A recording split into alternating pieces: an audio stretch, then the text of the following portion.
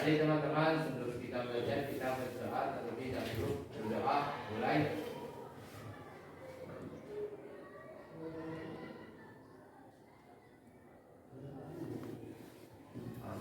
Berdoa selesai. Beri salam kepada Pak Guru.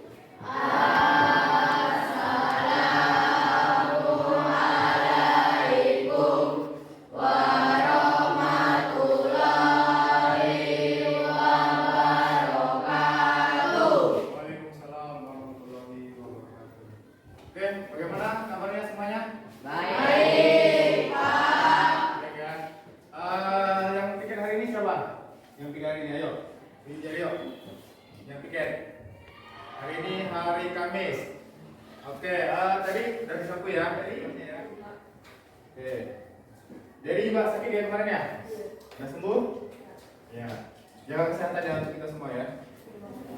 Dirli. Wika. Sebelum kita mulai pelajaran, kita awali dengan menyanyikan lagu wajib terlebih dahulu. Oke ya. Lagu wajib silakan disuarakan, ya suara emas kalian menyanyikan dengan lantang. Lagunya lagu Satu Nusa Satu Bangsa. Semua apa kan?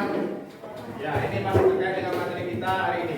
Satu Nusa Satu Bangsa ini terkait dengan beragama.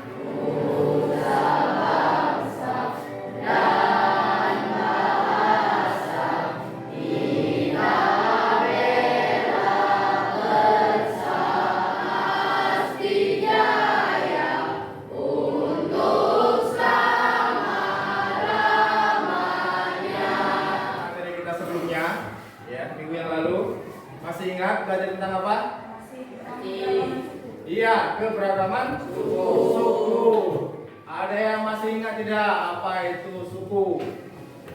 Yo, ada yang masih ingat tidak? Oke, Rata, bagus. Suku bangsa berarti sekelompok manusia yang memiliki kesatuan budaya dan terikat oleh kesadaran dan identitas tersebut. Oke, itu pengertian suku bangsa. Bagus. Nah, ini tujuan pembelajaran kita hari ini ya. Ini tujuan pembelajaran kita hari ini. Yang pertama, kita harus bersyukur atas keberagaman yang dimiliki bangsa Indonesia.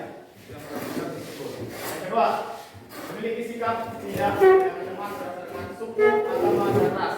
Nah, di kelas ini kan kemarin udah ada suku apa aja, Jawa ya, Padang, Sunda kan sudah beragam dari suku. Kemudian dari agama, nah di kelas ini kan ada agama Buddha ya, ya dari Buddha, kemudian Islam ya. Nah itu kita harus berteman dengan semuanya tanpa membedakan suku dan agama. Kemudian yang ketiga, mampu mendeskripsikan keberagaman suku dalam masyarakat Indonesia. Yang keempat, mendeskripsikan keberagaman agama dalam masyarakat Indonesia. Yang kelima, mampu menyusun laporan hasil penelitian keberagaman agama, suku, ras, dan antar golongan. Dan yang terakhir, mampu menyajikan laporan hasil penelitian. Oke, ini tujuan pembelajarannya. Nah, untuk selanjutnya, ini Bapak ada video, silakan disimak video berikut. Simak semuanya ya. Gak cuma beras dan daging sapi, ada barang dan hal lain yang diekspor dari negara lain ke Indonesia yang begitu melekat di kita dan jarang kita sadari.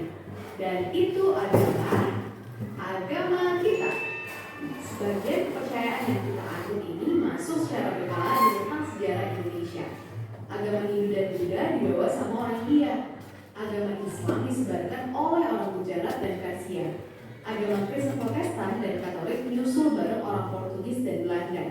Dan orang Tiongkok pun ikut membawa Konghucu ke Nusantara.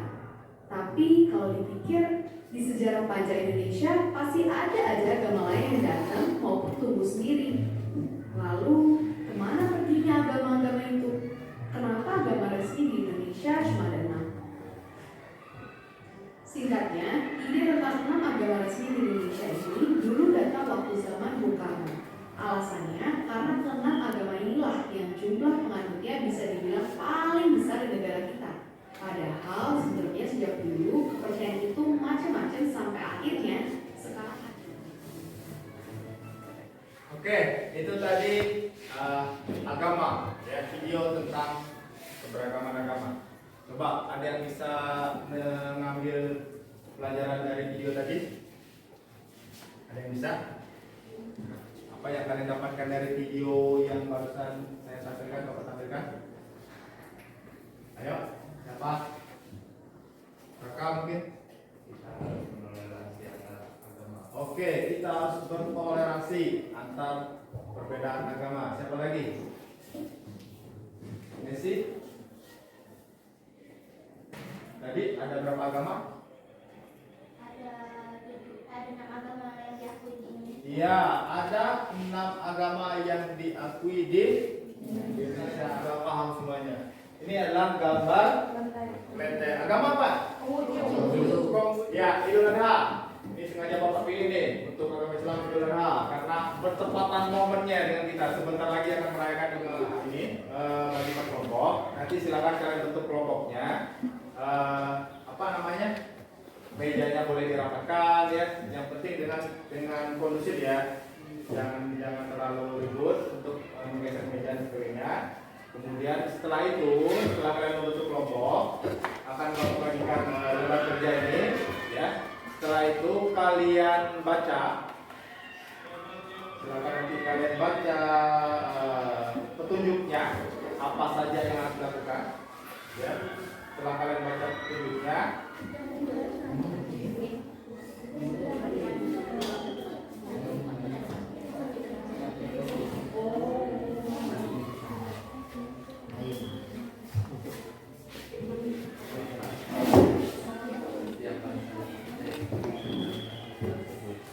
Ya, siapa yang terlibat? Kamu tidak disebutkan siapa yang terlibat di situ. Iya. Pengikut jamaah.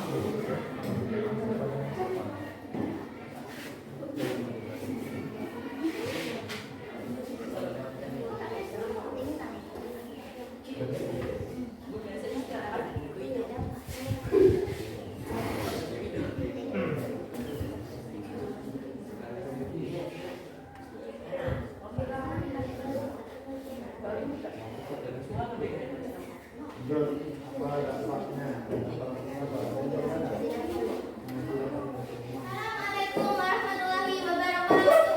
Waalaikumsalam warahmatullahi wabarakatuh. Perkenalkan, saya Nancy Aizizra sebagai perwakilan kelompok 2 dan di kiri kanan saya merupakan salah satu anggota dari kelompok saya. Perkenalkan, nama saya Bella Putri. Perkenalkan, nama saya Wakil Putri Agustinida. Perkenalkan, nama saya Eri. Perkenalkan, nama saya Nancy.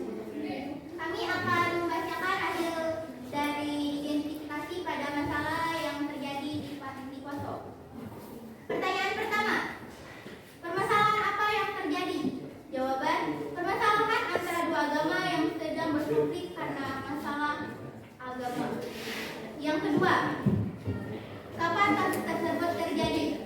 Kasus ini terjadi karena masalah agama pada tahun 1990-an. Yang ketiga, di mana kasus tersebut terjadi? Kasus ini terjadi di Poso. Yang keempat, siapa saja yang terlibat dalam kasus tersebut? Yang terlibat adalah dua agama antara agama Islam dan agama Kristen. Yang kelima, apa permasalahan kasus tersebut? Permasalahan antara dua agama yang tidak saling menghargai dan tidak saling toleransi dalam agama mereka masing-masing. Yang keenam, apakah kasus tersebut dikategorikan konflik antara agama? Jelaskan. Ya, karena menyangkut antara dua agama. Yang ketujuh, apa dampak langsung dari masalah tersebut? Banyaknya jumlah korban jiwa yang sangat tinggi akibat konflik yang terjadi. Yang kedelapan, apa dampak tidak langsung dari masalah tersebut? Menyebabkan depresi yang tinggi pada masyarakat sehingga mereka trauma atas kejadian tersebut. Yang kesembilan, apa faktor penyebab masalah tersebut? lanjut. Ada yang bertanya? Oke, silakan Erin. Di mana korban dari tragedi tersebut dimaksudkan? Ya, korban di apa? Ya, korban-korbannya itu dibawa kemana? Korban-korban saja yang dibawa di rumah sakit dan rumah sakit. Kita belajar tentang Dan kejayaan agama. Jadi tadi ada berapa agama yang diakui di Indonesia? Ada 6 agama apa aja tadi? Islam, Kristen, Katolik, Buddha, Hindu, Konghucu. Oke,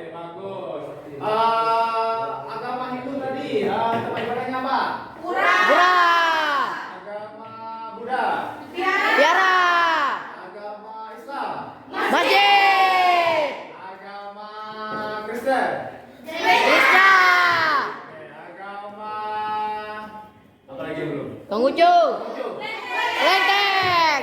Dari yang sudah kita pelajari adalah kita harus mengembangkan sikap toleransi. Menghormati. Kemudian gini loh, aplikasi atau keseharian kita untuk toleransi itu seperti apa sih? Ada yang bisa contohkan?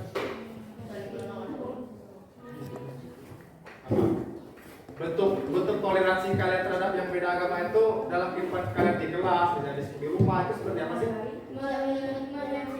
Tidak. Iya, tidak milih teman berdasarkan agama. Bagus. Apa lagi? Membantu. Membantu teman yang sedang kesusahan. Oke, teman yang kesusahan walaupun agamanya beda tapi tetap dibantu. Ada lagi? Oke, gotong royong ya. Gotong royong, misalnya kebetulan mau bangun masjid nih. Aku kan agamanya agama Buddha misalnya. Gak mau lah. Nah, itu kurang tepat ya. Jadi walaupun agamanya beda, kalau misalnya itu kerja bakti, bersihkan tempat ibadah, Tidak berbeda-beda antar teman. oke, tidak membeda-bedakan teman, betul ya.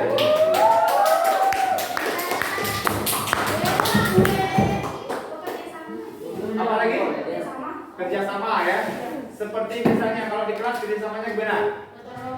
Kalau di kelas piket, betul ya. Piket kelas. Kalian kan piketnya setiap hari nih, ya. Setiap hari sudah dibagi.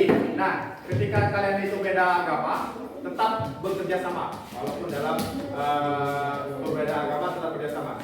Oke. Ada lagi? Contoh yang lain untuk sikap toleransi tadi atau tidak berbeda-beda?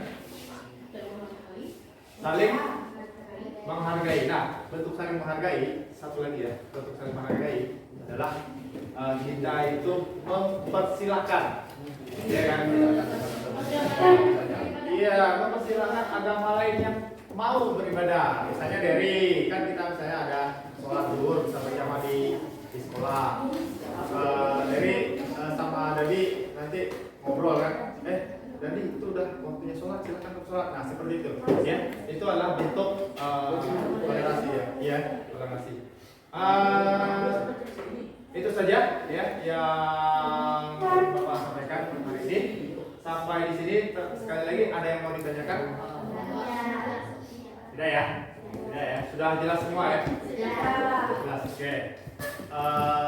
Bapak cukupkan saya dulu. Terakhir sebelum kita akhiri, silakan kakak untuk dipimpin doa ya.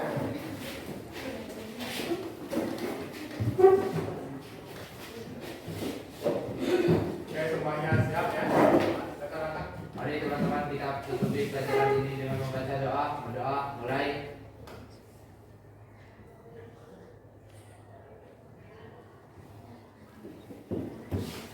Amin ya rabbal alamin. Berdoa selesai. Beri salam kepada Pak Guru. Ah.